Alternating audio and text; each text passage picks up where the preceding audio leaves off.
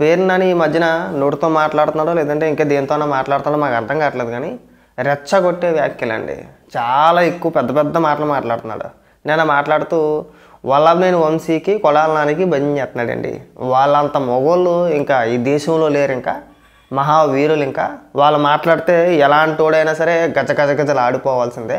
గతంలో నారా లోకేష్ గారు వల్లభనేని వంశీకి పోయిస్తారన్నాడు. 50 రోజులు జైల్లో పెట్టారు, 5 నెలలు జైల్లో పెట్టారు. వెళ్ళి పోయించాడా?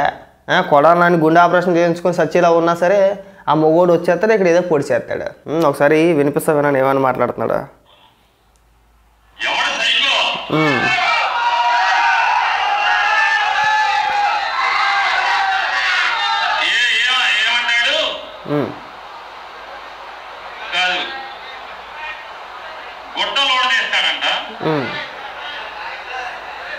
అది కూడా అన్నాడు, గుడ్డ ముందు గుడ్డలోడు తీసి కట్రాయి మీద రావాలంటే గుడ్డలోడు తీయాలి కదా.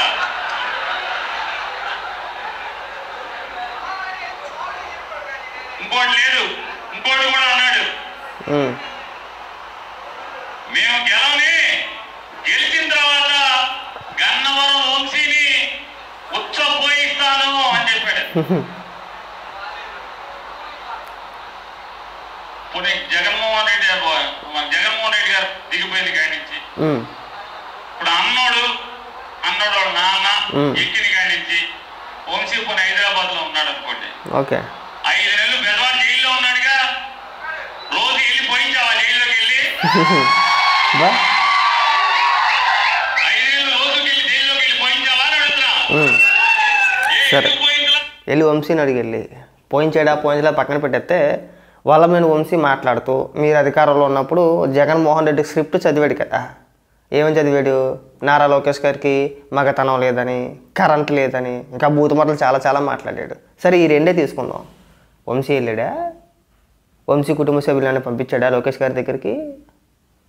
లాజిక్కేగా, నువ్వు చెప్పిన మాట. ఇప్పుడు నేను చెప్పట్లే. ఇప్పుడు నారా లోకేష్ గారు మేము అధికారంలోకి వస్తే ఎవడైతే మమ్మల్ని మా కుటుంబ సభ్యుల్ని నా తల్లి గారిని అసభ్యకరంగా మాట్లాడాడో వాడి సంగతి నేను చూసుకుంటాను, వాడిది కుక్క బతిక అని చెప్పేసి అన్నాడు. సరే వచ్చపోయింతానని చెప్పేసి అన్నాడండి, కాదనట్లేదు.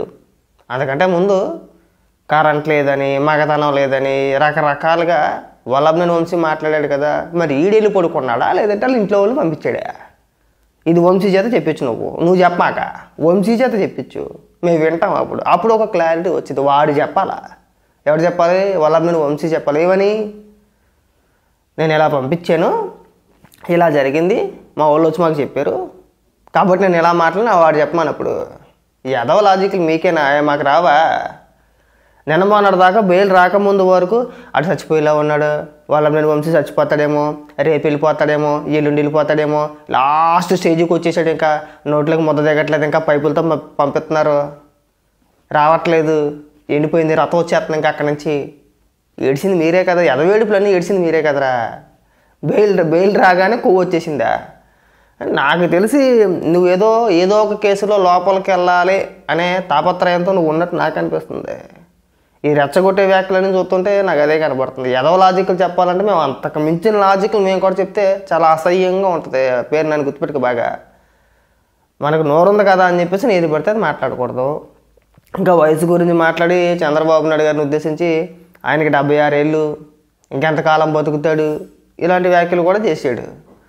నేనేమంటానంటే మీ నాన్న పచ్చి తాగిపోతు పేరుని కృష్ణమూర్తి తాగి 70 ఏళ్ళకే చచ్చాడు. ఇప్పుడు మీ నాన్న చచ్చాడు కాబట్టి 70 ఏళ్ళకి అందరూ అలాగే చచ్చిపోతారా? నీకు ఇంకిత జ్ఞానం ఉండొద్దు. మీ బాబు తాగి 70 ఏళ్ళకి చచ్చాడేంటి? అందరూ ఎందుకు చచ్చిపోతారండి 70 ఏళ్ళకి? ఇప్పుడు నువ్వేనా బాలకుమారుడువా? లేదు, నీకు 60 దాకా ఉన్నాయిగా. నీకు 60 కదా, 50 దాకా ఉన్నట్టున్నాయిగా, 60, 50 ఉన్నాయి. నువ్వెంతకాలం బతికేస్తావు? నన్ను అడిగితే నీకంటే ఎక్కువ కాలం చంద్రబాబు నాయుడు గారు బతుకుతారు. నీకంటే కొడాల నాని కంటే వల్లభనేని వంశీ కంటే చంద్రబాబు నాయుడు గారు ఆయన ఎక్కువ కాలం బతుకుతాడు. ఆయన అందులో సందేహం లేదు. ఇంకా మీరు ఉంటారో పోతారో ఎవరికి తెలియదు, పట్టుకుని పోతున్నారు ఈ మధ్యకాలంలో. ఇలా పిల్లలందరూ చాలామంది అయిపోయారు. తర్వాత మీరు ఉండొచ్చేమో నాకు తెలిసి. అనవసరమైన నోటి ఇది కాకపోతే పేరునని మనం మాట్లాడాల్సింది ఏంటి? మనం ఏం మాట్లాడుతున్నాం? గుడివాడ ఇష్యూని ఏదో డైవర్ట్ చేయాలనుకున్నారు కదా. దాడి నీ వీడియో ఒకటి బయటకు వచ్చింది, ప్రీ ప్లాన్డ్గా ఇది పైనుంచి నారా లోకేష్ గారే చేయించారని చెప్పేసి మనం చేసేద్దామంటే స్టేట్ లెవెల్లో ఇష్యూ చేద్దామని చెప్పేసి ఒక వీడియో బయటకు వచ్చింది. ఇప్పుడు దాన్ని డైవర్ట్ చేయాలి. దాన్ని డైవర్ట్ చేయాలంటే మనం ఇక్కడ వచ్చి వివాదాస్పద వ్యాఖ్యలు చేయాలి, రెచ్చగొట్టే వ్యాఖ్యలు చేయాలి, ఏదో రకంగా కించపరిచే వ్యాఖ్యలు చేస్తే తిరిగి మన పైన డైవర్ట్ అయిపోతారని ఆలోచన కదా. ఏ పేరునని మేము లాజిక్లు చెప్పుకుంటా పోతే మేము చెప్పిన లాజిక్లో సమాధానం చెప్పగలుగుతావా? జగన్మోహన్ రెడ్డి కూడా ఇలాంటి మాటలు మాట్లాడాడు. నేను జగన్మోహన్ రెడ్డి అంటే తిరిగి మీరు చెప్తారు అంతే కదా. మనం ఏడుస్తాం అంతే, జగన్మోహన్ రెడ్డి గారిని ఇలా అన్నారా అని చెప్పేసి అని మీరు ఏడుతారు. మళ్ళీ కాస్త తగ్గు. ఎందుకు మనం పేలిపోయినంత మాత్రం ఉపయోగం ఏమీ లేదు. ఇక మీ పంతనాలో మీ మొగోడుతనాలో మాకు తెలుసు. లోపల ఉంటే ఏడుస్తారు, బయట ఉంటే ఎగిరిపోతారు అంతే కదా. ఎన్నమన్నర దాకా మేము చూసాం. వల్లభనేని వంశీకి బెయిల్ రానంత వరకు నారా లోకేష్ గారు అలా చేస్తున్నారు, నారా లోకేష్ గారు ఎలా చూస్తున్నారు, నారా లోకేష్ గారు రెడ్ బుక్ రాజ్యాంగం నడుస్తుంది. ముఖ్యమంత్రి చంద్రబాబు నాయుడు గారు కాదు, నారా లోకేష్ గారే. ఆయన వేధించేస్తున్నారు, మమ్మల్ని అక్రమ కేసులు పెడుతున్నారని చెప్పేసి అని మాట్లాడాం. ఇవాళ బెయిల్ వచ్చింది కాబట్టి నీ ఇష్టానుసారంగా నువ్వు పేలిపోతున్నావు. గుర్తుపెట్టుకో, మీ ఆవిడ పైన కేసులు పెట్టినప్పుడు అంటే దొంగ బియ్యం కేసులో శాతకాని అతలాగా వచ్చి ప్రెస్ మీట్ పెట్టి బొల్లు ఏడ్చేవా లేదా? మామూలుగా ఏడవలా. ఒకటి 7 కళ్ళంట నీళ్ళు తిప్పేసుకున్నాడు, ఇంక 7 ఒక్కటే తక్కువ ప్రెస్ మీట్ పెట్టి. ఇవాళ నీకు బలుపు పెరిగిపోయింది. ఏం చెయ్యరులే మనల్ని, చంద్రబాబు నాయుడు గారు మనల్ని ఏమీ చెయ్యరు అనే నీకు కొవ్వు పెరిగిపోయి నీ ఇష్టానుసారంగా మాట్లాడుతున్నావు. వాడు చెప్పాలి, వల్లభనేని వంశీ చెప్పాలి బయటకు వచ్చి, అంతే కదా.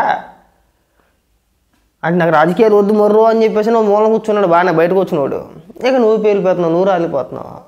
నేను వాడు ఊడాను ఎందుకంటానంటే, మీరు ఏ రోజు కూడా ఎవరికి మర్యాద ఇచ్చి మాట్లాడాలా. మీరు మర్యాద ఇచ్చి మాట్లాడి ఉంటే మేమన్నా మర్యాద ఇచ్చేవాళ్ళమేమో కదా పేరునని.